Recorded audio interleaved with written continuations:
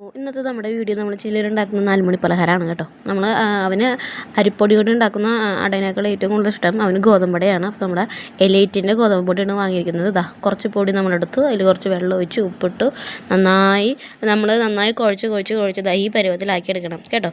എന്നിട്ട് നമ്മളിതാ കുറച്ച് നാളികേരമാണ് നമ്മളതിലേക്ക് ചിരവിടുന്നത്. പഞ്ചസാര ചെറുതായിട്ട് വിതരണമുള്ളൂ, കാരണം കുട്ടികൾക്ക് വിരശല്യം ബുദ്ധിമുട്ടുള്ളതുകൊണ്ട് നമുക്ക് നമ്മുടെ ഏറ്റവും നല്ല നമ്മുടെ ശർക്കര ആയിരിക്കും കുറച്ച് വിതറാം. അപ്പോൾ ഞാൻ പഞ്ചസാരയാണ് വിതറണത്. അപ്പോൾ അവൻ ചെറിയൊരു മധുരമില്ലെങ്കിലും പോലും ചില്ലു കഴിക്കില്ല.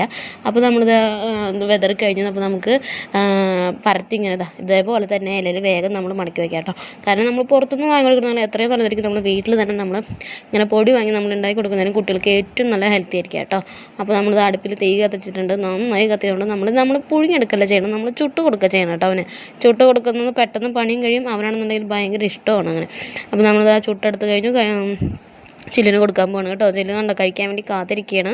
അപ്പോൾ ഇന്നത്തെ വീഡിയോ ഇത്രയേ ഉള്ളൂ. ചില്ലിത് കഴിച്ചുകൊണ്ടിരിക്കുകയാണ്. അപ്പോൾ വീഡിയോ ഇഷ്ടമെങ്കിൽ ലൈക്ക് ചെയ്യുക, ഷെയർ ചെയ്യുക, സബ്സ്ക്രൈബ് ചെയ്യുക. Tata bye bye. ഇന്നത്തെ നമ്മുടെ വീഡിയോ